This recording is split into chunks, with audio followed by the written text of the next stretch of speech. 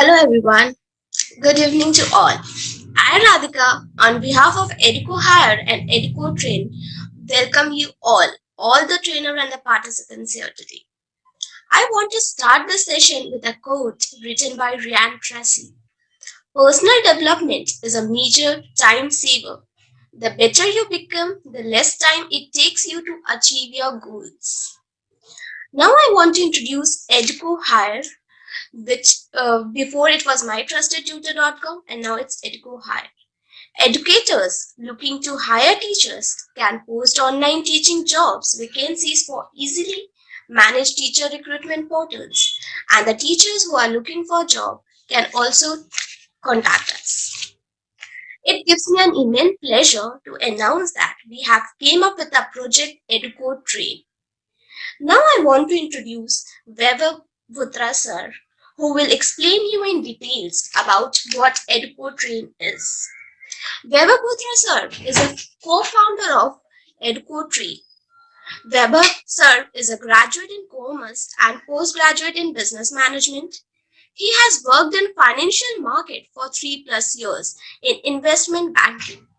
He is a qualified cost accountant and has done a degree in risk management from GARP USA. He is an entrepreneur and heading VMC Vidya Mandir classes in Gujarat.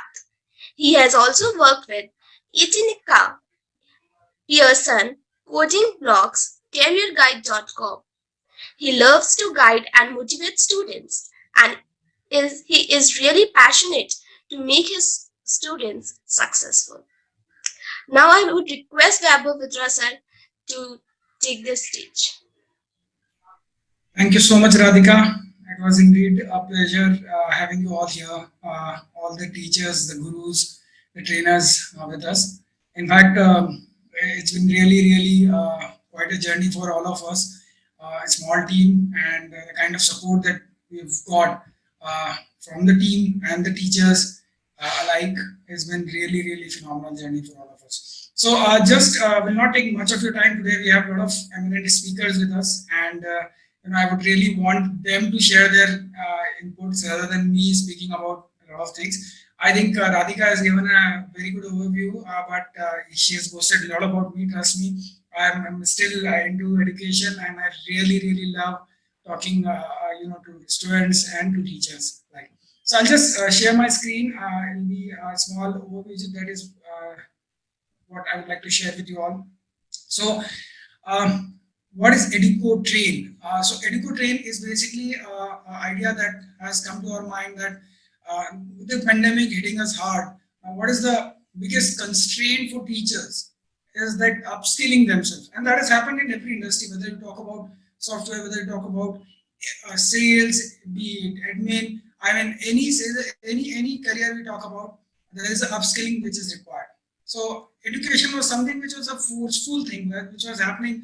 A lot of CBSE workshops being going around, but none of this has worked particularly per se for teachers and identifying their problem. So I'd like to start with a small quote: "Live as you were to die tomorrow, and learn as if you were to live forever." So I think learning is continuous process. If we cannot, learn, I think we will not be able to, have the kind of growth that we really want for ourselves and for our future. So the idea of EducoTrain is something that we want a complete skill development and upskilling and upgrading the teachers and educators as per the requirement of NEP, which is again a very phenomenal move by government, and I think it will have a lot of important upgradation for education in India. Um, I think training per se is important because as Radhika was telling me, telling all of you, I'm purely a finance guy. Got into education, kept on learning, and that's how got into purely an academic side. So if you're thinking about having somewhere, to upgrade yourself, you're looking for a good opportunity. You're thinking to upgrade your knowledge. Also, very important part is teachers' communities are not very well networked. We always talk about any other business, be it any competitors. They are very well networked. They learn from each other's mistake. They share their problems, and that's how you grow. but teachers are not very well networked. So I think with EducoTrain we can provide this opportunity. And a big landscape change is in the form of edtech companies. There are a lot of opportunities. We as a recruiter in Educo Hire has a lot of companies that we're working with, and there are various opportunities which are very lucrative, very flexible, and ample amount of opportunities for teachers to earn and learn both. So we are a very small team, but really happy and delighted to share that be it from corporate sector, be it from anyone who's a freelancer, entrepreneurs, scientists, anyone who's a young achiever, creative artist, YouTubers, everyone is a part of the team that we are working on. And last 1 year, I think with my trusted tutor and Educo Hire, Educo Train now conceptualize, I think that is what we have achieved. So I think as a collective team effort, we have learned a lot from each other, and we continue to do that in an organized manner. Now, so coming back to the kind of training that we're going to impart, so our goal is very focused. I mean, every program will have a defined objective, which will help you understand that what is the kind of training you're going to get. There will be an evaluation, because a lot of these trainings that we've been attending from last 1 year or so, 1+ years, are largely in the form of webinar, and we have not had an exposure of evaluation. So we will definitely would want all the teachers who participate to have a small evaluation, so we know where does they stand, and if there is any problem, we can bridge it, or we can overcome that problem. We'll also be sharing some articles, materials, which is going to be very crucial for all of us to learn and grow. And I think reading is something that has to be a very important role. And this training will be online. We also intend to give access to these classes for a limited time in case somebody has missed the classes. It will be only for those people who register. So the program is going to be pre-scheduled. It will be going to be a live session as we are doing today. It's just an introduction and orientation today. We will have a lot of discussions. We'll create a WhatsApp group for all the trainers, so that if they feel that there is something that they need to discuss with their co-teachers or participants, they can do that in the group. And we focus on learning, and it's outcome based. We will map the kind of learning outcomes that the teachers and the trainers who are part of it gets to go through, right? So officially, it's a launch for us. It's a very proud moment, because we have a lot of guidance from our trainers, and especially Dr. Sunita ma'am. Sunita ma'am has been very kind in guiding us and completely structuring this.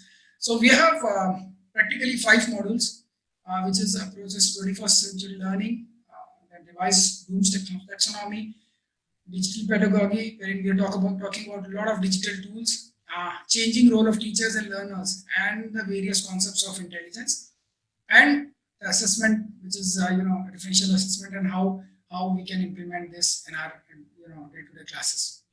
So let me first of all introduce to you trainers, and I think from here on, this is the team which will be with you guys, training, mentoring, guiding, in fact, helping you out in every possible way. So I'm really honored to have all of you here today. And I would request now Radhika to, take over and, pass it on to our trainers, the team that we have here, who can, probably take it over from here. Thank you so much for having patience and hearing me out. And we will be very much open to feedback. Anywhere you want any suggestions, Radhika, me, we are always available. Thank you so much. Over to you, Radhika. Thanks, Vaibhav sir, for such a lovely introduction about the FDP, about the program, about the EducoTrain. Now I want to introduce Dr. Sunita Wadekar ma'am, who am going to introduce us what is FDP and about the revised Bloom taxonomy. She is a former principal, research guide, and educational consultant. She is a former principal of Pillai College of Education, Mumbai, and comes in with more than 3 decades of experience in the field of education and research. She has successfully guided a number of research scholars at master's, MPhil, and PhD degree level. She has written more than 30 peer-reviewed research papers and is on the editorial board of various ISBN journals. Dr. Wadekar ma'am won the Best Teacher Award from the Higher Education Forum for outstanding contribution in education management and leadership. She had the privilege of she had the privilege of being a member of Board of Studies in Education from 2011 to 2016, University of Mumbai, and then with MIT, Art, Design and Technology, and Texila American University. She was also nominated by the University of Mumbai on several committees and was the convener for some prominent ones like designing the curriculum of international education and syllabus revision for educational psychology, and has been the resource person for innumerable workshops and refreshers courses organized by the university. She has also written the coursework for courses that were part of BA and MA in Education for Distance Education program. Dr. Vadikar ma'am continues to be an educational consultant, resource person, and an active member of the educational fraternity, and believes in sharing her knowledge and expertise on various platforms to inspire the younger generation. Over to you, ma'am. Good evening, everybody. Thank you, Radhika. Thanks, And ma'am. at the outset, I take this opportunity to thank the founders of MTT and EduCoTrain and EduHire for providing us with such an intellectual forum of interaction. A few words which echo in my ears are Sir Winston Churchill's. After a calamity, he said, "Never let a crisis go waste." And Rishabh and Vaibhav with his team are doing a wonderful job of imparting knowledge and skills and creating a learning society. So congratulations to you. And of course, kudos to the teaching fraternity for migrating to virtual mode so beautifully. In fact, when I look back, I see that how the teachers, the education sector struggled and was forced to be aligning themselves with the need of the hour. COVID-19 pandemic, almost all the sectors were affected by it. But the teaching fraternity rose up to their best and gave the best to the education system. And when I look back, I find they were in three phases. The first phase was they were literally pushed in water. You better learn to swim and try to learn new things. So it was survival of the fittest as well as survival of the fastest. The second phase was, so most of them took over the technology aspect, the teachers who were digital natives, the teachers who were digital immigrants, everybody had to swim together to learn the newer techniques and tools, the digital mode, the virtual mode of teaching and learning. And they did it so well. So hearty congratulations to them. And of course, when they were learning, when they were trying to find out, they were exploring at the same time. They attended webinars, teaching programs, and they were upskilling themselves. So that was the second phase, just trying to find out, what is good for their classroom teaching and learning. And now the third phase, which we are into, it is identifying the right tool and the perfection to master that particular skill to use in the online teaching mode. So now this is the phase wherein I think we all are focused. We know what we want to have student engagement and to have better learning happening, because we have realized that the teacher teaching is of no use if the learner doesn't learn. So what is taught is useless if the learner has not learned anything. And that's how we have started exploring. And these FDPs come to our aid here. That's why the faculty development programs are important. Even our National Education Policy 2020 has emphasized on FDPs and continuous learning, lifelong learning of the teachers. So today's FDP, which we are initiating, it's a unique one. Why is it unique? Because the topics selected are very much used in the classroom. You may get matter on the internet, on the websites, but the actual teacher interacting with you will make you to brainstorm and have reflective thinking, and you will internalize the whole process of online teaching through these topics. So the topics selected are very good, very relevant. Then the experts are from the field of education with a long standing, they have rich experience, and they are going to give their best so that you all benefit out of it. And thirdly, the FDP is very affordable. All these days, MTT has been doing a wonderful job, very generous they were. All the webinars were free of cost, but I think viability also counts. And that's how this bare minimum to carry on with the webinars, with the infrastructure, and with the logistics, this minimum has been levied now.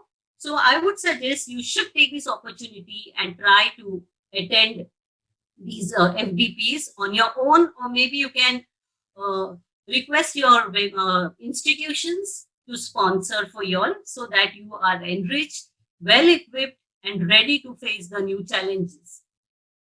In this FDP, we are going to cover about the changing profile of the learner as well as the teacher, then the concept of intelligence. We are going to also touch upon the 21st century skills to be developed.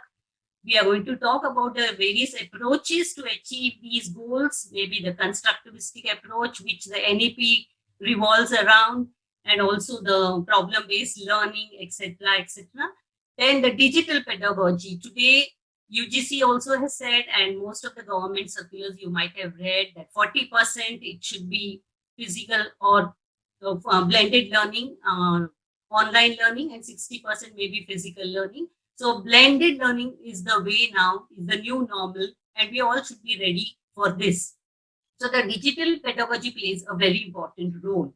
And of course, finally, the biggest lacuna which is present in the education system is our assessment system. We believe one size fits all, which doesn't happen.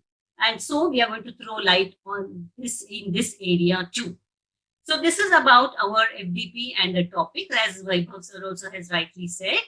And each participant, each resource person is present over here today, and they are going to just give a bird's eye view. So I'm going to deal with Bloom's taxonomy, the revised Bloom's taxonomy, and the Bloom's digital taxonomy. So how digital tools can be incorporated in our teaching learning with the help of Bloom's taxonomy. That is what I'll be dealing. And more importantly, again, the NEP says that the most important challenge education system today faces is the learning outcomes are not framed properly and they are not aligned to the learning objectives. So I'll be throwing light on these aspects of Bloom's digital taxonomy and the learning outcomes. So I'm looking forward for you all to present with you all this topic, and I hand over to Radhika so that the next speaker can take over. Thank you so much. Thanks, Sunita ma'am, for the lovely introduction about the FDP, about the Bloom's taxonomy. That's a great. Now I want to introduce Dr. Aarti Bhatia ma'am, who is going to introduce us about the approaches to 21st century learning. She is a freelance behavioral counselor and trainer with over 17 years of experience. She operates her own enterprise in the name and style, Janet Counseling and Conversational English Training Center. She had been a visiting counselor for the girls' shelter Nanihal at Kharghar, Navi Mumbai, and also a visiting counselor at Yak Public School, Khopoli, and Harmony Public School, Kharghar. She is a certified self-esteem coach for children. She is an NLP practitioner and a professional life coach. She is a certified English language trainer, TESOL and TEFL certified. She conducts soft skill training workshops for parents, teachers, and students. She also conducts sessions on good touch and bad touch for the little angels and one-to-one counseling session for teenagers and young adults. She strives to work towards the holistic growth of a child as a young human being and then a professional. Her special focus is to train teachers to adapt Best practices in soft skills nurture talent within to depend the learning curve and deliver the exemplary. Over to you, Arti ma'am. Thank you so much, Radhika. Good evening, everyone. And I would like to also take the opportunity to welcome everyone to this beautiful program, which is coming up, which is being designed by Dr. Sunita. And thank you, Weber sir, for this opportunity. This is something which is close to my heart, close to everyone's heart. Like being educators, we like doing all these activities, and we are here to see to it that, like as we say, these educators are looking into making future. So we have to see to it that future is in safe hands, and we have to see to it that we make the future bright. And we are trying a little bit, whatever the first baby step we have started now, and hopefully we are going to reach the highest peak. And as like the name for my classes itself, my institute is Zenith. So I have a tagline: discover new heights. So that discovering new heights, we are going to apply here as well. And we have to see to it that we reach new heights. Thank you, everyone. I would like to just brief you about what the module which I am going to take up, that is 21st century learning, teaching and learning strategies. I would like to add teaching and learning both.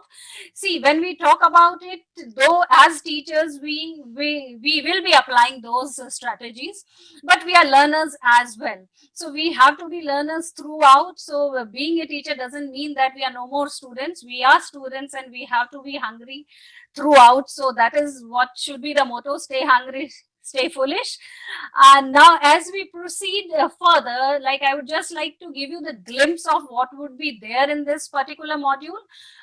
You can call it a glimpse, you can call it a teaser, you can call it a trailer, whatever you want to call it. Here we will be talking about constructivism.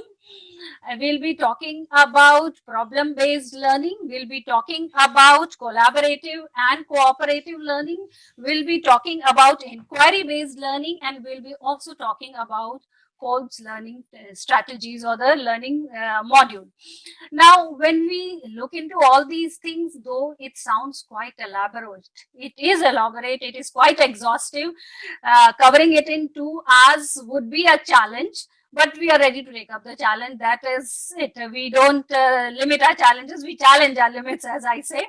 So we'll see to it that we do it in the best possible manner. And as Sunita ma'am said, everything is available on the internet. That is fine, but we are working hard. We are trying to see to it that we extract the best possible juice and provide it to you.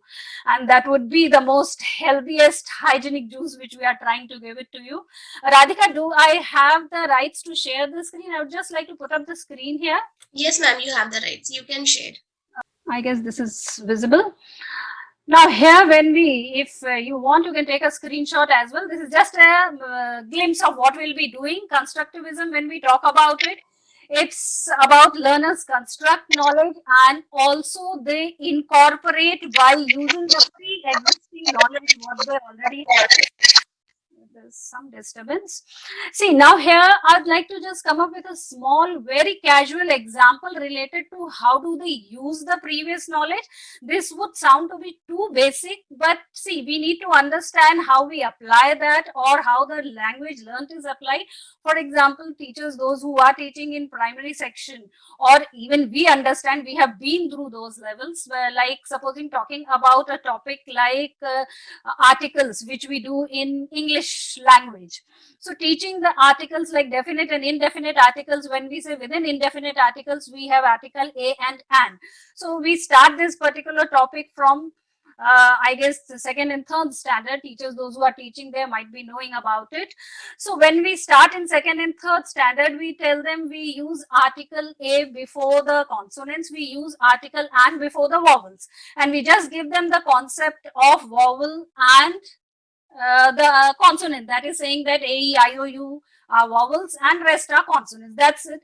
We stick to that. And so they know that they have to apply this. But as they go to the higher classes, we tell them about consonant sound, we tell them about the vowel sound as well, then saying that consonants also have vowel sound as well as vowels also have consonant sound, and teaching them that concept. So they correlate with the previous knowledge where they had learnt about it, and then the sound part. So that is what it is when we talk about constructivism. This is quite a basic example, though we'll be doing it in detailed form as we proceed further. And then this was just to give you the hang of what does it.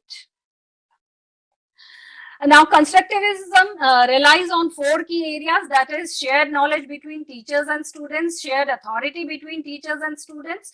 Teachers act as a guide and facilitator. They are guide and facilitator. They are to guide the students how to reach the destination. They don't take them to the destination. So guiding them, mentoring them, facilitating knowledge, that is what it is, and we'll be talking in detail about it. We talk about collaborative and cooperative approach. Now, collaborative and cooperative approach, here we are basically talking about project based learning, that is PBL. See, PBL is used for both problem based learning as well as project based learning.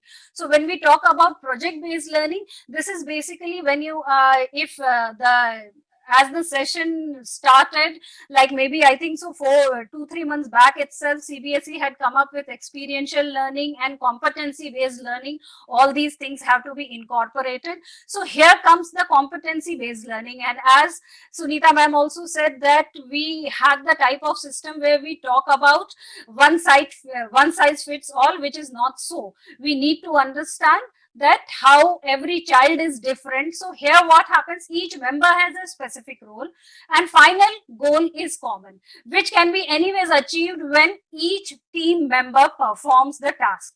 And as we talk about this particular learning process, within this various skill sets are developed, or you can call as the personality traits, which could be like team building, taking the responsibility, and also fighting for the cause, as we say. It's not the literal fighting. And you talk about time management as well. So now here you can have a basic example which I would like to see, talk about is, we can talk about this particular session which we are going to conduct. This particular training session which we are going to conduct here, what has happened, 5 trainers have come up, we have collaborated and we have come up and discussed what is to be done, and ultimately we are going to present it to you, and we all are giving our 100% to it. And if any one of us backs out or is not interested or whatever, ultimately the training won't work, and that is not going to happen.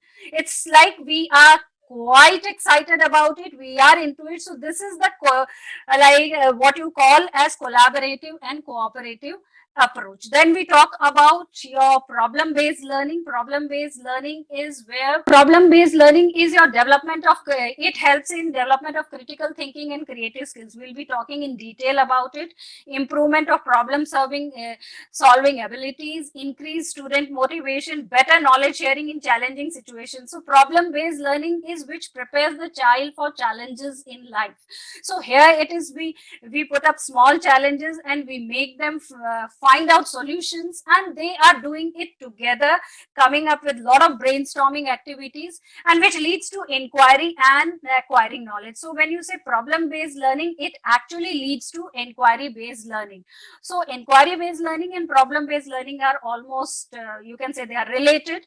Inquiry based, then again we talk about where they are made to understand, they are they are given some sort of stimulation, and then they need to work on it. So ultimately what happens, it is the hunger which is created, and they get into inquiring about the things, they are so inquisitive about the things. And this particular type of learning process also helps some children to come out. Now, like come out means the children, those who are quite introvert, they don't want to they don't want to speak, and they have to be pushed. So this helps in in pulling them out of their shell, and this ultimately leads to creating an argument and justification for the explanation. So they get into talking about the things. They learn how to fight for the rights. They also learn how to collaborate. They also learn how to gel with each other, and ultimately they try to understand each other as well. Then finally, we'll be coming to Cope's learning model. Cope's learning model, it actually talks about, now like as it says, experience, reflect, conceptualize, and plan. This is these are the key words which we will be touching upon. So it's basically do, reflect, analyze, and apply. So this, anyways, I'll just stop it at this. We will not talk more about it. This will be done while we are doing the session. And like this particular learning model was started by David Cope in 1984. He came up with the thought that knowledge is created through transformation of experience. That is what was his thought process, and this is what we will be learning in detail. And now here, what I would like to just end with a thought, like, see, here we are talking about pedagogy, and we know what is pedagogy. If you get into it, it's art of teaching. But pedagogy is not teaching children what they can learn on their own. We have to see to it, we give them a lot of stuff for brainstorming, we support them, and through these type of learning processes, we can get into it. And believe me, all the 5 modules which are going to come up, they have lot of things for you. There'll be a lot of good takeaways, and do give a thought and see to it that you join this. Looking forward to meeting you all for the first session on 26th. Thank you. Thanks, Aarti ma'am, for such a wonderful introduction about the 21st century learning, about the topics which you are going to cover. Thanks a lot.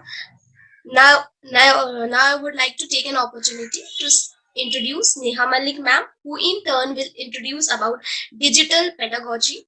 Sneha Malik ma'am is a mathematics educator, mentor, and trainer by profession. She has been associated with reputed School of Delhi NCR and has undertaken various roles of teaching, curriculum planning, peer training, coordinating, and mentoring in technology for over a decade. She has been training middle school and high school teachers about the various aspects of teaching in general and mathematics in particular. She has been involved and associated with various educational platforms for content creation as SME and for academic mentoring. She is a technology enthusiast and a lifelong learner itself. Over to you, Sneha ma'am. Thank you, Radhika. Good evening, everybody. It's my honor to be a part of the panelists over here. And as Aarti ma'am said, that we've all been working hard to design this module. And Sunita ma'am has guided us very well. And we have all come together with the topics which are actually interrelated. So I would say that none of the topics is independent of the other. It all goes in a flow. So when we try and attend one of the sessions, it'll be a great idea that we continue our learning with the other two. So just taking into continuation what Aarti ma'am told about the 21st teaching and learning strategies, we'll go to the digital pedagogy, because whatever way we learn, how learners learn and how teachers learn, we have to also see how is it relevant in the digital world that we are here. And as Sunita ma'am said, that we also have to go to blended form of learning. So that will have in-person and online trainings for us. So we have to see which tools, which techniques, which ways will be a perfect blend for online and offline mode. Because these tools, the opportunities that we've got by being pushed into the water, we have got an opportunity to see there are so many tools, and they have they have bridged the gap between setting a learning goal for us and achieving it. So we will have to continue using these tools, because now these tools will help us achieve our objectives in a better way. And you'll also realize that whenever our whenever our learning goals are mapped with an assessment objective, then we also have to see how different assessment techniques have to be, applied in our teachings. So we have an assessment module also planned for you people. So let's see, I'll just share my screen and I'll just, without wasting time, I'll show what we have in store for you under this module. So let me just share my screen. So we have another module on digital pedagogy. So that's planned for 10th of July. So what we'll be doing in this, before that, I'll just, just share a very small quote that caught my eye, that I realized that becoming a master of karate was not about learning 4,000 moves, but about doing just a handful of moves 4,000 times. So right now, by attending webinars, by attending teacher trainings, also by the NAP helping us to realize our potential by capacity building workshops and teacher training modules, we have sometimes it becomes very overwhelming for us. It becomes a cause of anxiety that maybe I'm not doing enough in my class, or maybe I have to plan a little extra, or maybe I have to work a little extra. These 4,000 moves are being thrown at you as an educator because the expectations from us are this high.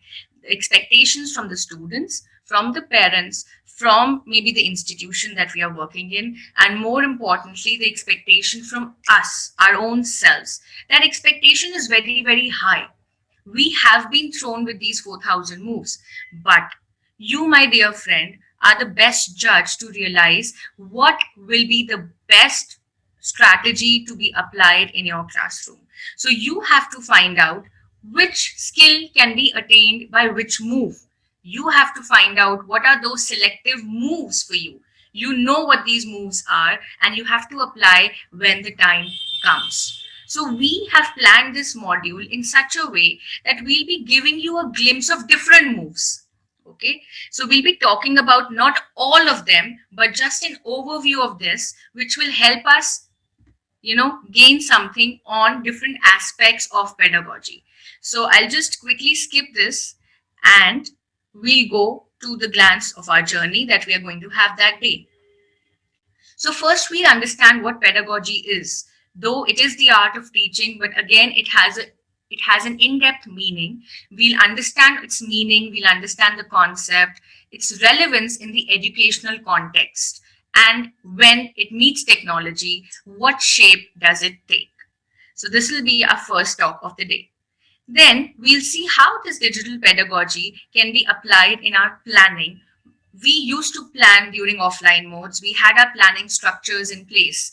But now how we are planning digitally, how are we making a flexible pedagogical timeline? I'll be sharing some templates with you. I'll be sharing some rules that you can follow, some guidelines that you can follow throughout your planning for the digital era. Okay. Then some techniques we'll be talking about, some tools for engagement. Learner engagement is very, very important. How can we engage our learners either through gaming tools, promoting understanding in them, sparking that curiosity, fostering independent learning? All of this leads to engagement. So we'll see how can our digital tools help us to achieve this. Next thing is participation. Very, very important. When we talk about collaborative and cooperative learning, we also talk about the participation from each and every individual. Now, as we know that we are in the age of collaboration, one person cannot achieve something alone. As they say that if you have to walk alone, but if you have to walk farther, walk together. Okay, so you have to, if you want your children to learn the skill of collaboration, cooperation, we have to inculcate these skills in them, and it is only we who will be able to create opportunities for them. So some tools for collaboration, improvement strategies, rubrics. I'll be sharing some participation rubrics with you, and how to improve these participation through this participation in synchronous as well as asynchronous ways, because we will have some asynchronous ways coming in very shortly when we go for the blended model. Okay, and also how to develop some remote learning norms. because participation comes with certain norms that are implicit, they are never mentioned, but our students must realize these norms. Maybe they should participate, they should help in creating those norms. Okay. And collaboration I've already talked about. We will also talk about some lesson ideas that can, that we can take, because we'll be having people from different dimensions, different subject areas. So some lesson ideas which will help us direct implementation in our class. And last but not the least, we will have some hands-on sessions on any one of these tools which I feel is the pressing need. Either we can have Flipgrid, we can have Mentimeter, or Jamboard. Specific lesson ideas for implementation will be talked about. So this is all we have for digital pedagogy, and it is in continuation with the sessions that we are going to have from the next Saturday. Thank you, and see you soon. I'll just stop sharing. Thank you for giving me this opportunity. Thanks, Neha ma'am, for such a lovely introduction about the digital pedagogy and a clear picture about what we are going to learn in that 2-hour session about the digital pedagogy. Now I want to introduce Vasundhara Kaur ma'am. She is a founder partner of Carpe Diem Physics Consultancy and regional head West 2. She is a trainer and mental health practitioner with 16 plus years of rich work experience across various sectors, educational institutions of various geographies.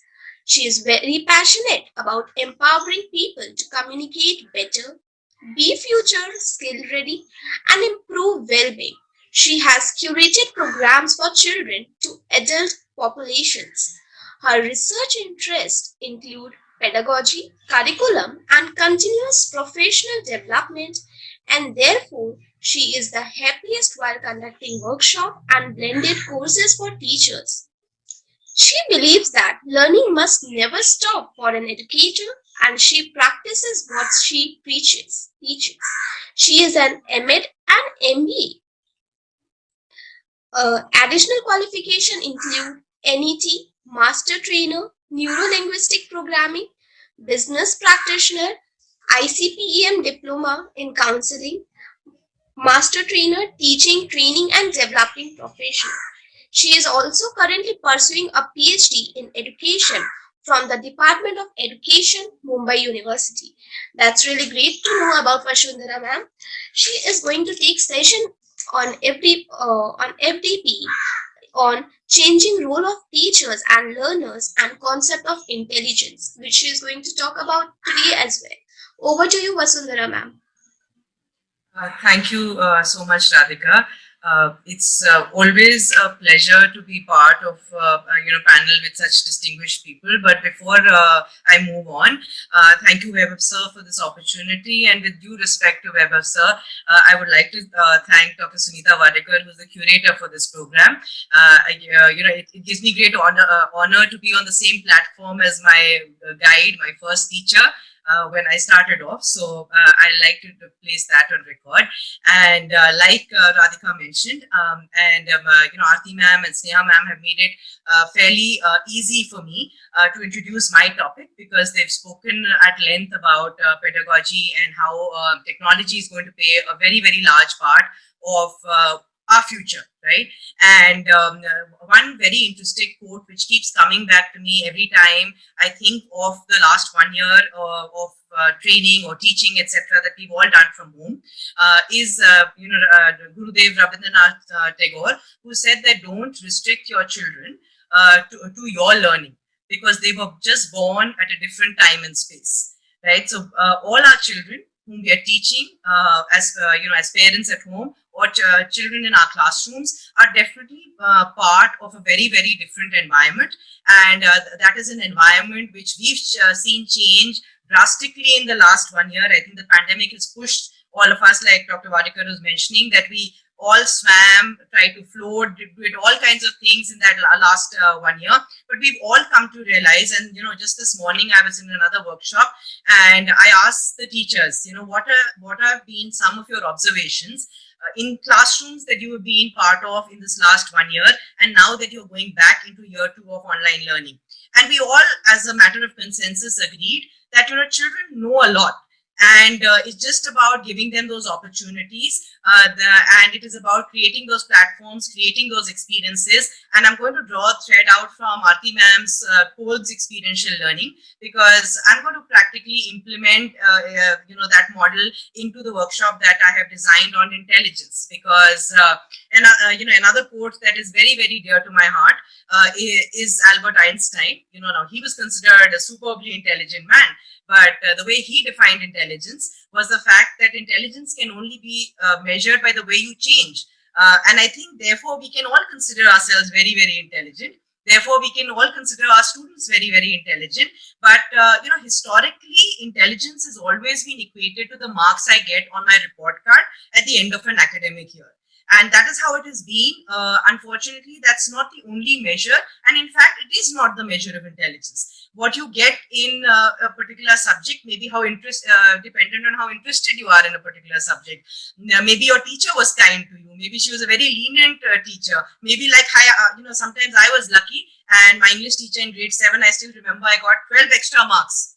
So was I intelligent because of those 12 extra marks? But I got those 12 extra marks, right? Until I went back to her and I said that, ma'am, I think the totaling has become incorrect. Did she become any less intelligent because she made a mechanical error of adding 12 extra marks to my marks? No, she didn't, right? So we're going to therefore talk about much beyond what is the historical relevance of intelligence, because very clearly our environment outside is changing.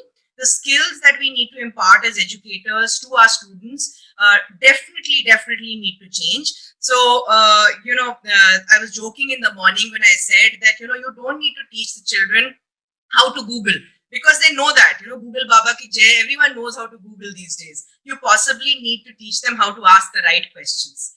Okay, so we're going to therefore delve about that. We're going to delve about emotional intelligence in my session. Something which is, again, very, very close to my heart is social intelligence.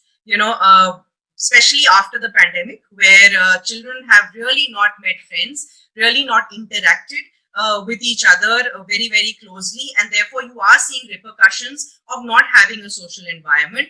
There will be children in our family who have never met people beyond the 4 people who were there, because if they were born in 2019, 2020, they possibly have not met a soul beyond the 4 or 5 members in the house. So there is going to be an entire generation where social intelligence will have to be looked at, and also looking at the current generation who has had that gap. One of the biggest ways that, even Aarti ma'am and Sneha ma'am were mentioning, is that we're going to be having to work in collaborative teams. We're going to be having to work in projects. We're going to be in a freelance economy where possibly a lot of us will not be doing daily jobs, where regular paying jobs. We may be doing project-based jobs, which means I may be changing my teams every second day. And if I have to change a team, get used to that team, social intelligence plays a very, very large part of it.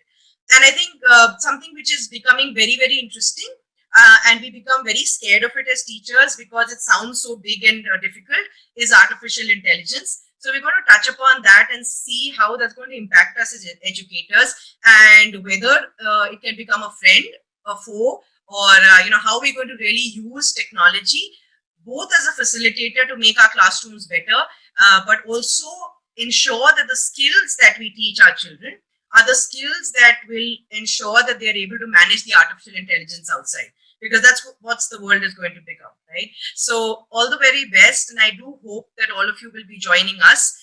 Like everyone has been mentioning, it's been a very well thought out, curated program, which is going to give you a holistic, support system as you get ready for year 2 of online learning, hybrid learning, and blended learning. Thank you once again for the opportunity, Dr. Vadikar, Vaibhav sir, and over to you, Radhika. Thanks, Vasundhara ma'am, for a complete overview and for explaining us. Now I would like to take an opportunity to introduce our trainer, Indira ma'am, who is going to deal with differential assessment. She is a teacher developer trained by Royal Society of Chemistry for Yusuf Hamid Inspirational Chemistry Program.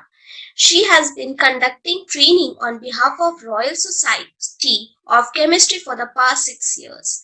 She is an independent consultant in education academic counselor for New Millennium School in Bangalore. She have conducted trainings on innovative teaching methodologies, pedagogy, soft skills, and life skills. As a resource person for Viva Publishers, Orient Blacksfam, and ILNFS, she has conducted English, Science, and CCE workshop for their partner schools. She has 10 years of experience as a subject matter expert for chemistry for Pearson Education Service and developed multimedia content for K-12, ICSE, CBSE, and state board across India.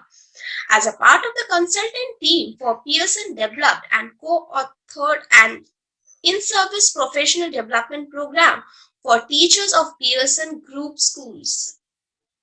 She is a training manager for Tutor Vista. She has conducted online trainings for the tutors tutoring students across the globe. She, as a research and development head for People Pro trainer and consultant in Bangalore, she has developed and managed content for their life skills and leadership programs in schools. Her strength lies in assisting teachers to adopt innovative methods for teaching and learning of science, maths, and English. Her best passion lies in the area of training and development. Over to you, Indira ma'am. Thank you, Radhika. I think all of us are trying to do our best for the teaching fraternity, for the teaching learning process. So my topic is going to be assessment. Now you know that because we have cancelled all the board exams, everything has been cancelled. So everyone is wondering, how are my kids going to be assessed? How is it? Has there been a regular assessment? Or is it usually what happens in schools? What happens to students, even if they don't do very well during all the other exams, they always prepare well for their board exams. And they think that will give them a better weightage. Now, since that's not there, everyone must be wondering, how we are going to be assessed. What is my future going to be? It's a big challenge for the teachers as well as for the students and the parents too, particularly those who are in grade 12, because it's a big step for them to their future, isn't it? So isn't it time that we change the assessment pattern from the very beginning itself? It's very, very important, isn't it? Don't you think that? So we are going to talk about differential assessment. How we can do it from the very beginning. We keep a cumulative record of their work, help them to do their things in multifarious ways. Assess them not in one way of a summative test at the end of the term or at the end of a term. Usually you have up at the end of 2 months or 3 months. Not like that. An assessment can be a part of this one. Every day you can assess your students in different ways and give them various platforms to work on so that you know how they are able to cope up with various things. So I would like to share a snippet of what I'm going to do. We proclaim that each child is different, but when it comes to assessment, we tell everybody to jump the same hoop. So what do they do? See now, what is differentiation? How are we? See, many people have given some quotes on it. Actually, Carol Ann Tomlinson is the guru of differentiation. A teacher's response to learners' needs. See, maybe now things have changed a lot, but it's not enough. We need to do much more than that, and particularly because we are in the field of, now we have changed into the online mode, to the not direct communication with the students. So there is a lot of things that need to change. The teacher's response to learners' needs has to be changed. See, how ready are the students to take in the instructions? How ready are they are able to absorb what they have got? Absorb what they are getting from the teachers in an online mode? That's also a big challenge. And see, teachers have to refine their work in an online mode in a very different way. Assessment is not an easy thing in an online mode, but there are now a lot of technology available for you to use. And see, as all the other people were talking about collaboration, which I think is a very important thing as far as assessment is also concerned. Because see, all the teachers who are teaching the same subject can collaborate together and create a lot of assessment tools together, and you can share it within your team. You can do it within your school. Teachers teaching the same subject, it's not necessary that you need to do the same thing. It won't be very strenuous and stressful then when you start sharing your work. And that's something which is very, very less in a teacher fraternity. Usually in the staff rooms, you always see people sitting in groups and talking. That kind of a collaboration is not there. Teamwork is very less. But we have to change that. See, you have to know the learner, you have to assess the learner, adjust the assignments for them, questioning patterns has to change, and curriculum approaches also will have to change. First, we have to differentiate, and then when differentiation comes, our assessment pattern also will change.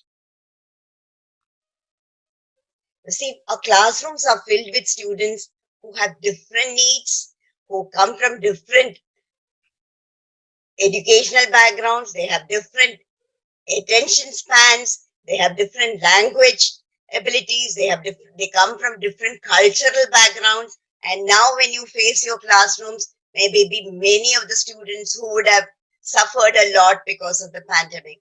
So even their emotional needs will have to be met. See, they would have gone through many hardships during this time. So taking all that, we cannot have a pattern that one size fits all. We have to change. One size does not fit all is going to be the norm. It has to be the norm because our social, cultural, everything has changed in the new wave or whatever it is in the past 2 years actually. This is the second year that the students are going to face with an online mode of learning, teaching and learning. So that change has to come. See, differentiated instruction is not a set of strategies, but rather a way of thinking of teaching and learning. Okay. See, you take a common decisions by teachers, keeping the student in mind first. The student is the focus here. It is not the teaching. That's more important, the learning. So how do you know that the learning has happened? How do we know? We need to have an assessment with that. So unless we assess, we cannot understand whether they have learned anything. So see, we have to differentiate with response to their interest. So our assessment has also go to that pattern, the learner's profile and the readiness. How ready are to absorb whatever we are saying? How ready are they going to take it? Now, assessment. What does assessment do? Assessments tell us how well they have learned, whatever we want them to learn. But see, assessment has three important parts. One is, as I said, learning objectives, instructional strategies, and assessments. All the three are very much aligned together. They are closely aligned. So first of all, assessment starts from the learning objectives. What is it that I want my children to learn, to know at the end of my lesson? What is it they're going to learn? And then instruction. How am I going to transfer this knowledge to them? Then how do I know that whatever I have taught them, have they learned? So these big questions, See, differentiated assessment is that we have to modify and match our assessment with varied characteristics and profiles of students. If we have to meet the individual needs of students, if we have to enhance their learning and boost their ability to show whatever they have learned, we have to give them the opportunity to show what they have learned. And that has to be fair, and whatever assessment, what we do has to be. See, there are some ways of differentiating assessment. We can design tiered activities, scaffolding for struggling learners, challenging advanced learners with more mind-stimulating activities, adjusting questions, compacting, flexible grouping, group assignments and tasks designed to teach students learning styles. So I'll be doing this and elaborating on this. Then there are some ways of differentiating assessments, role playing. So how are you going to assess if they do a role play? We need to have a rubric for that. And then unit collages they can make. Whatever work we are doing, asking them to do, we need to have a rubric designed for it. Individual projects, they may be doing visual presentations, oral presentations, written presentations, summaries, reflections, lists, charts, graphic organizers, group collaborative activities, maybe comic books, rap, songs, dance, other performances. It could be anything. How are they to know what is best? That is something we keep them always in the dark. We have to tell them what is the best, what is the medium, and what is the least. It's very, very important for them, and which we need to share with the students before they do the work. See, before I start the work, I'm expected to do this. This is the way. If I do this way, this will be my best. I'll get the best result. When they know that, they'll go by that way. It's very, very important for us to share the rubrics with the students before they start the work. Any assignment that we do, now suppose we are asking them to write an essay. I say we have to tell them, see, and that practice has to come from lower classes. Maybe from the middle school onwards, we need to, from the time they are in third standard, fourth standard, they have to know. Now you are writing a composition or an essay of 3 paragraphs. What should the paragraphs contain? What should be the hook sentence? How should we write this one? You have to give it to them instruction, not a verbal instruction. You need to have a rubric and share it with them so that they know exactly how to go about. See, if you are going to a new place, if you don't know the way how to reach it, how are we going to reach it? So it's very, very important for us to tell them the route to reach the best. See, that's exactly what we mean by assessment. You give them the route to the best way, they will definitely do it. Go by that way. They'll take that path. Now, formative assessment, that is what we should focus more on. But summative assessment gives a better mark. That is true. We know that. Now, see, but formative assessment gives a portrait of what students know, understand, as well as topics that they're having difficulty. Where is it that they're having problem? And then we'll be able to guide them in that area. Serving as checkups gives you a chance to correct students' mistakes and iron out any difficulties early in the learning process.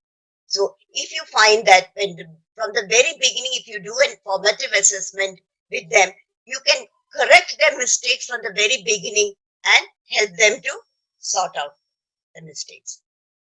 See, then what are rubrics? A rubric describes the criteria that will be used to evaluate a specific task.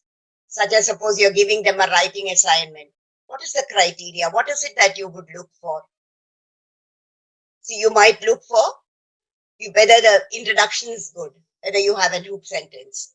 And then you will see no grammatical errors. Then, how have you elaborated the topic? Then what are the details that you have given? Then what is the end? How have you ended this one? So we need to tell them all these things as a criteria. So even if you're making a poster, what is it that you want in the poster? How do you expect them?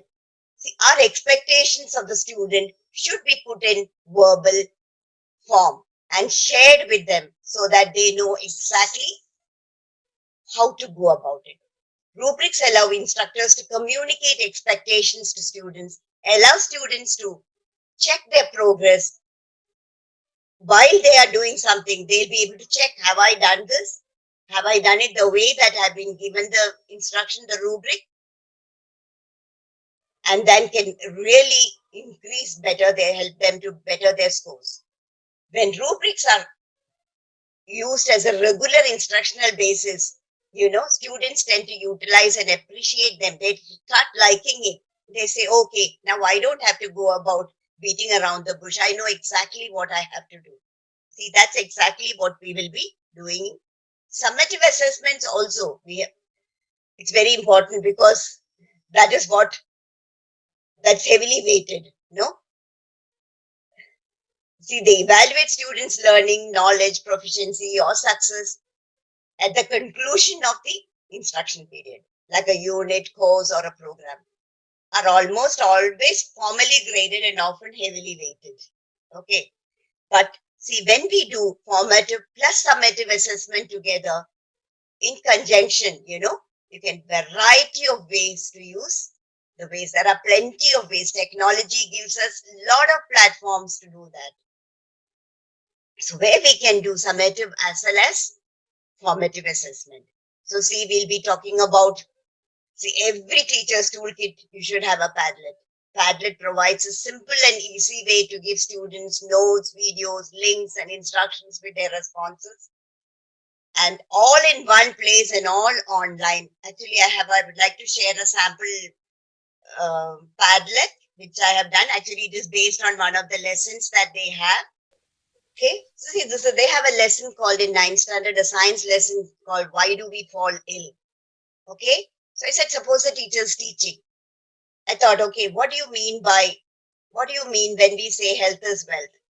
Okay, so I've just given their introduction there. This is the most relevant statement that's being heard across the world today. The world is in grip of a deadly virus for more than a year now.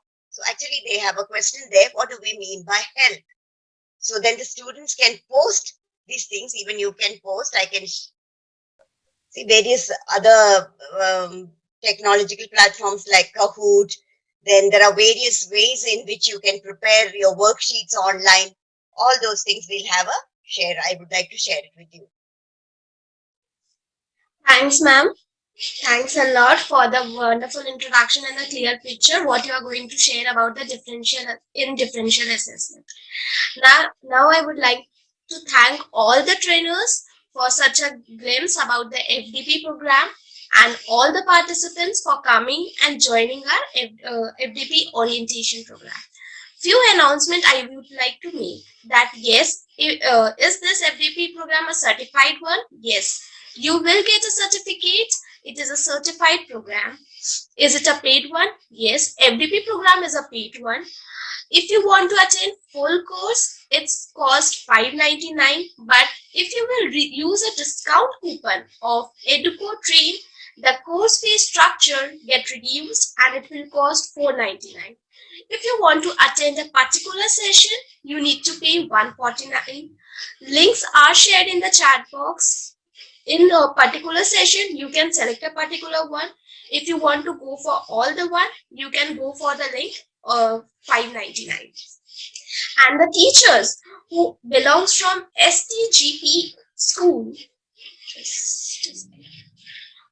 STGP teachers, you don't need to pay.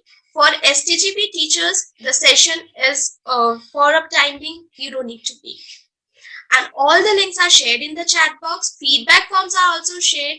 We are eagerly waiting to see you all in FDP program, which is going to be a mind-blowing program because all our trainers are very much, it's amazing trainers we have. And we are going to learn a lot from you all. Thanks Vasundhara ma'am, Sunita ma'am, Sneha ma'am, Indira ma'am, Aarti ma'am for such a lovely introduction about the topics about the FDP.